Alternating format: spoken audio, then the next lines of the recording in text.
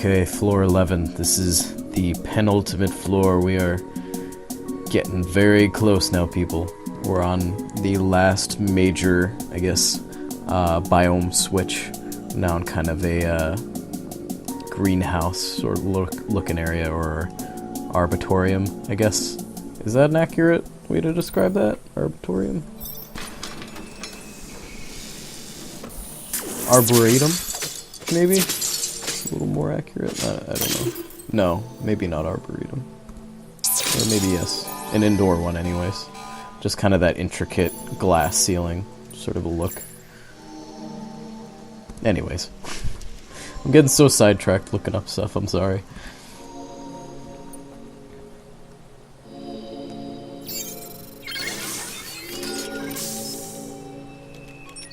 But yeah, things start to get a little more lush now. And it's very fitting as a final area just because, you know, there's a lot more greenery. You can tell that you're close to the surface because I guess it has the sunlight to absorb, you know, and make all of these lush plants and stuff, whereas the more cavernous areas, they had more like funguses growing and weird stuff like that. This place still has its share of, you know, technological maintenance doohickeys and such, but you know. But as soon as I first saw that loading screen, I kind of had like that feeling. It conveys that you're close enough that you can almost see the light of day, you know, through the glass ceiling. You can't really see it in the game itself, but the loading screen sort of conveys that to me. It gives you hope for success. And it also makes you really disheartened if you happen to fail right near the end. Right there, I think I gave Hikensha happy pills because it might have given her a little extra wit, which is always good. You can get an extra point of industry doing that.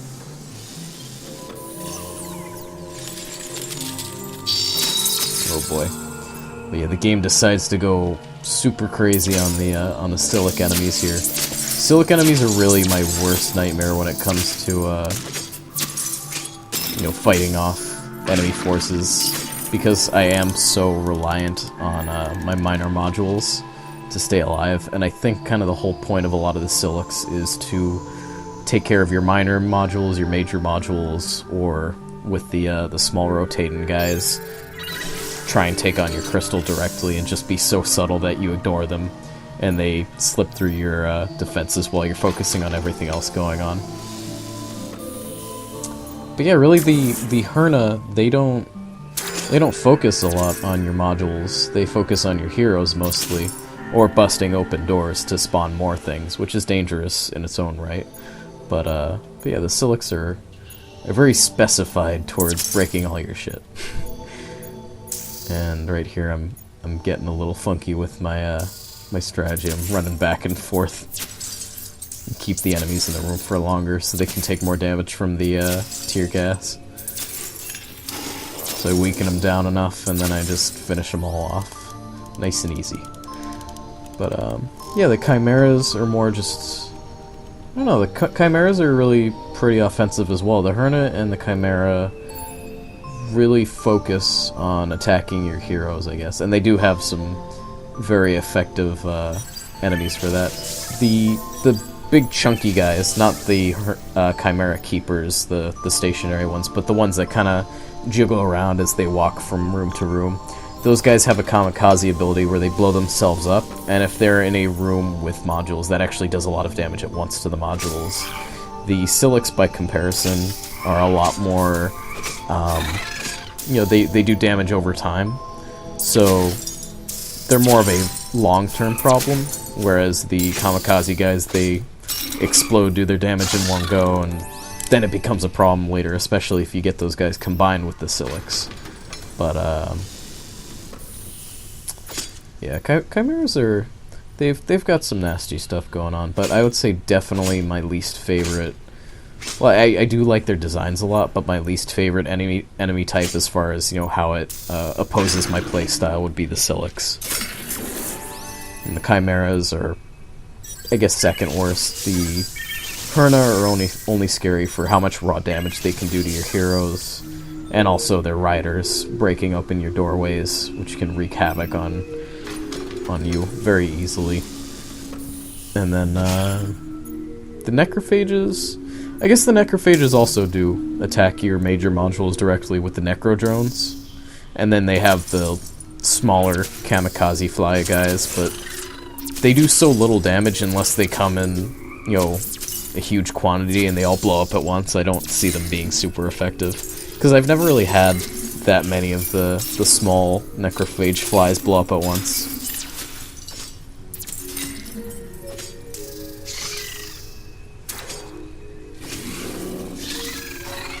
But if there are future add-ons to this game, which I'm pretty sure there's going to be at least one. I know they have one in the works. Aside from, you know, just seeing maybe more heroes, more ships, you know, pods, I would love to see more enemy types that kind of diversify the gameplay, maybe some more modules. Because, I mean, the game is already really nice as is, but, you know, just kind of heaping more complexity onto that already delicious cake would be really cool. It would be a reason to change up your strategy and, you know, try out new things. Because I think that's what this game could definitely use. Once you find a strategy that really works well for you, you kind of get into the habit of sticking to it as soon as you can find it available to you.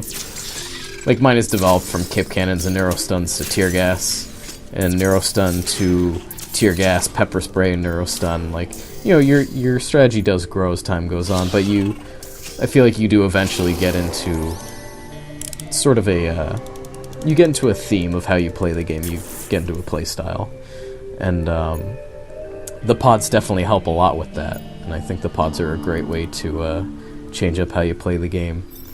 But more enemy types that do different things, maybe, just to make things a little more interesting. You know, make you play a different way, or counteract certain play styles. Like, as much as the Silix do present a threat to the way I like to play the game, I think that the game could probably do, you know, even more to maybe counter my use of tear gas or pepper spray. Maybe enemies that can, you know, snap other enemies out of the pepper spray brainwashing. This is kind of an interesting glitch right here. I guess that that neurostun right there was built while it was taking damage, so it got stuck, you know, in the red state when it was being damaged, and it just kind of sticks like that for a little while here. I think that's kind of funny, because the zoner was attacking all the minor modules while that thing was being built, but it managed to get itself built. It still had the damage that it took while it was going through the process, but it got frozen, I guess, on that state there. Here we're having a pretty nasty amount of Silix heading around. This floor is probably the worst for me in terms of all the Silix that start spawning in after me. I mean, as the second to last floor, it's appropriate that they start pulling out all the stops to counter my setups. Fortunately, though, it's a relatively sturdy playstyle, and that's why I use it so much, and that's why I love it so much. Keeps me alive.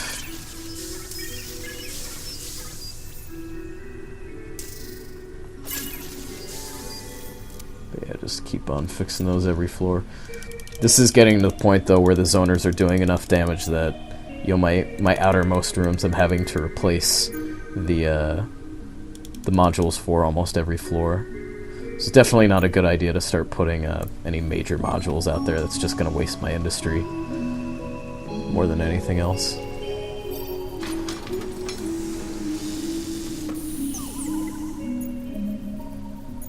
This is kind of funny, the panicky way we ended the previous floor. I actually made the video a lot shorter in comparison to the 27 minutes we spent on floor 9. And that's also a cool thing, is, you know, when just the right things happen, you know, you never know what's going to happen. This game can be so unexpected that, you know, if you really need to make a move and you need to make it quick, like, it can change up your pacing just like that, where one floor you're going to be all cautious, you're going very slowly. You end up taking almost half an hour to get through one floor, and then another floor you happen to find the exit early and something really bad happens. Things click in just the right way that you can get the hell out of there when you need to. I mean, if we hadn't found the exit as soon as we did, you know, we could have been in very deep doo-doo. But, I mean, all I could say is that it's fortunate that we were able to, get what we needed when we needed it. And, you know, I guess that's part of the benefits. That if indeed there are benefits to be found in very luck-based gameplay, even though you sometimes do have to just hope that things go okay for you and the game doesn't deal you a really bad hand. You really just have to deal with the probability of things and work your advantages as much as you can and try and minimize your disadvantages, and if things go wrong, just hope that you can deal with them. And in the previous floor's case, we just so happened to be able to deal with things, so good for us. Good for us that we didn't get completely screwed last floor, and we can continue this run even further, ever closer to our victory. Hopefully. Hopeful victory.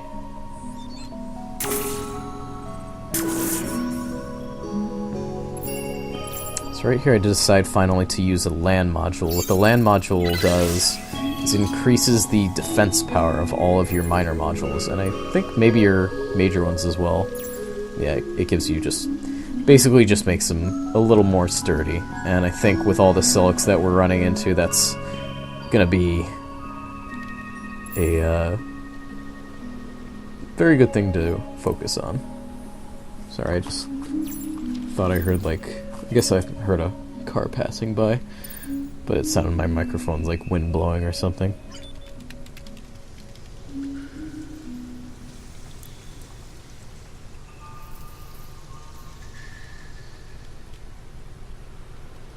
Okay.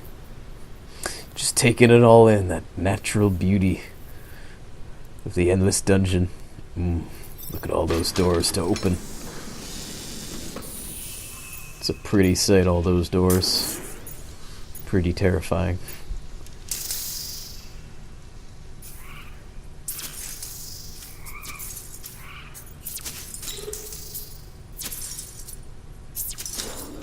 Things are awfully quiet right now. There we go. Just waiting for the music to start up again. It's just that strange silence when everything's kind of beating each other up. You don't have any sort of musical track complementing it, even if they are usually pretty relaxed tracks. I really like the soundtrack to this game. It's just atmospheric enough. It's not overbearing or anything. It's just, just the right amount of mysteriousness and intrigue, and it's got that good sci-fi theme. It's got kind of a cavernous echoing to it. It's really nice. It's very pleasing to the ear, I must say.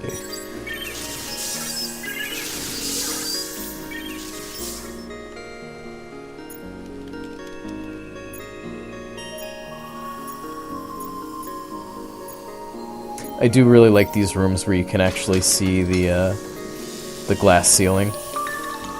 I think that's a really cool effect, that as you kind of run through them, you can see the sun shining down. I mean, given the limited perspective that they have to do that sort of thing, they do a really nice job, portraying the environment.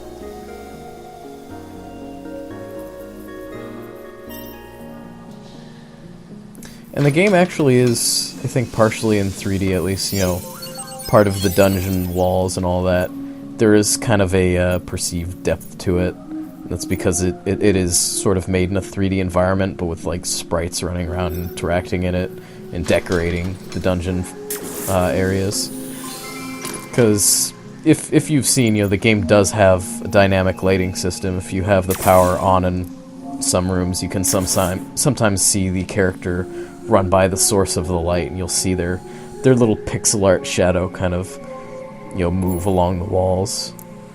I think It's such a nice touch. Just, you know, I'm not a huge stickler for, you know, the quality of art in a lot of games, but this game really rubs me the right way when it comes to just building a really believable environment and filling it full of life. You know, the game feels very full of life. It never feels too boring or, you know, bland.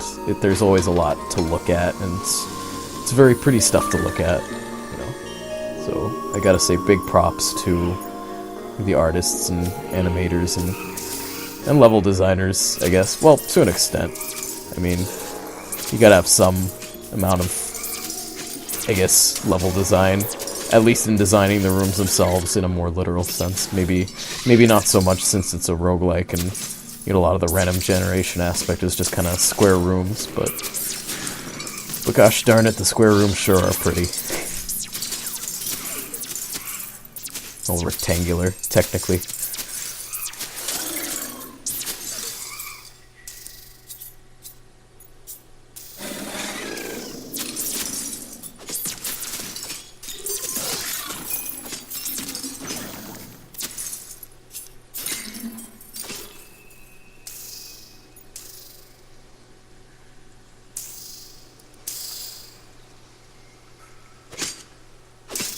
So that silent suspense of waiting for enemies to walk through the door so you can start beating them up.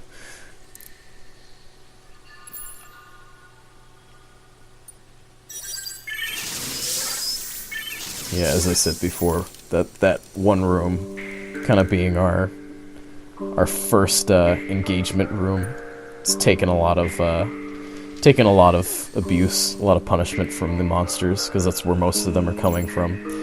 These ones, at least, you know, they only have to initially deal with, say, 1 or 2 dark rooms adjacent to them, but that one room, it has to deal with all this back here that hasn't been lit yet. And we really only have 3 slots, so we don't even have a tear gas to chip away at the enemy's health bars in the meantime. We just have the pepper spray, so whatever we happen to brainwash is what's defending that room, really. And otherwise, we're just hoping to get as many guys brainwashed as we can before they move into the other rooms. And right here we have the exit. Very nice. So I'm looking here. We really don't have that much dust to spend, so I want to keep exploring as long as I can, get whatever dust I possibly can, and just make sure I know the layout of the rooms. That's the other thing, is you may have noticed during the crystal phase, doors will open on their own. Once you pick up the crystal, doors just, you know, the defense system starts shutting down altogether, and you have to pretty much account for whatever could have been in the dungeon at the time. So, you know, if, say, there's a door that you didn't open in the elevator room, it'll open and, you know, there could be at least, you know, 3, 4, 5 different rooms behind it that are all going to start opening, and monsters are going to start pouring out of those darkened rooms, because once you pick up the crystal, you can't, you know, light any more rooms differently. They're kind of stuck powered as is. So you really have to plan for that, and you can't just find the exit and be like, all right, I'm going to, you know, shoot straight for it right now. You want to make sure you understand enough of the layout of the dungeon that you can safely make it there. You know, like this door right here is it's close enough that it could be a danger. We're gonna have to pass through, you know, rooms close to this one. If this one's still dark and it's spawning waves of monsters, there's no doubt that they're gonna get to us before we reach the exit room. So yeah, right there, you saw the hipster scarf. That has a pretty unique ability. Same ability as the Armani suit. Both of them basically give you this ability called Me First, which pisses off enemies at you, and the flavor text for each of those items is that I guess essentially the clothing that you're wearing is just so douchey that the monsters target you first. So it's pretty humorous, but in our case it doesn't really matter, just because Jewelry, even though she is our tank, we don't often have to worry about Hikensha having to fight off enemies. Some rare minor cases like this, you know, they might end up in the same room with Hikensha and we do have to defend her then, but you know, even then, the Me First ability does have its downfalls. If you're relegating all the damage to a single character who you want to have as your tank, if you have this many enemies attacking you at once and you don't have anything to hold them off otherwise, and you're just relying on a single character's health bar, you can run into some bad situations where their health is just going all the way down every other second, and you have to keep on healing them, and you waste a lot of food that way if you're not kind of letting your character soak up the damage evenly. So it can have its benefits, but it can also have plenty of detriments by that same hand. And again, we have to rebuild the defenses in this main room. This is later floors for you. I mean, in the truest sense, this is what starts happening, and this is why you really want to stockpile as much industry as you can. When I was playing this, I was very worried about, you know, our state of industry, because from my previous successful run, you know, my last one before this run, I had, say, 500 industry, and even with that, I barely survived. I think I used up all of it, and I ended the game with maybe 7 industry in my, you know, in all my time spent in the game. I went all the way up to 500, and then within the last floor or two, I went all the way down to, you know, 7. I ended the game with 7 industry, and sorry, I said that like 5 different ways, but yeah, it's just. I did have some nervousness proceeding on to the next floor, because even though, you know, we are very close to the end here, in a split second, really everything can change. If the game throws something really nasty at you, bad stuff can happen. I'll tell you, man. So now I'm just deciding the best pathway to the elevator room here. Whether or not I should go straight there or not. I think what I end up doing here is I just try and power up as much stuff close to my base as possible. I know there's pretty much 0 chance of monsters spawning if you're opening a connecting door. Did I say that before? Basically, if you have a door that's looping around to a previous room that you've already explored, I'm pretty stinking sure that you have 0 chance of enemies spawning for that. Just like if you found a room with a merchant or a hero in it. It's basically that sort of thing. So. And the nice thing about that is it means a free room worth of resources for you. The thing to watch out for, though, is that if you're going to keep opening doors after that point, it's giving monsters 2 different paths to take. So you're sort of, on one hand, you're splitting up the monsters, but on the other hand, you may have a less well-defended area. And if you have to defend 2 fronts instead of 1, that can mean bad stuff for you just as much as, you know, if you have just one way with a bunch of enemies spawning into it. But in this case, I'm pretty sure we're heading into the crystal room in just a sec here. I don't think we're gonna keep on opening doors. We're gonna get out while the getting is good. So, but of course, we do want to make sure that we have some insurance that we don't have to worry about monsters in those areas. So I just place some narrow stuns so they can't follow us, and if they do happen to cross our path, they can't easily turn around and heckle us on our way there. Really, though, it's not a huge worry in the first place. But right here, I'm having Hikensha abandon the shop and fill in that dark room right there. Because as long as you do have a hero in a dark room, you do have to keep them constantly there, because monsters will spawn at pretty much any point, I think. Or at least at given intervals during the crystal phase. But as long as we keep Hikensha in that room, monsters won't spawn from that area. So that's fortunate. Fortunate for us. And the other nice thing is we didn't have too much to explore left in the dungeon anyways, so altogether a very relaxing maneuver to the elevator room.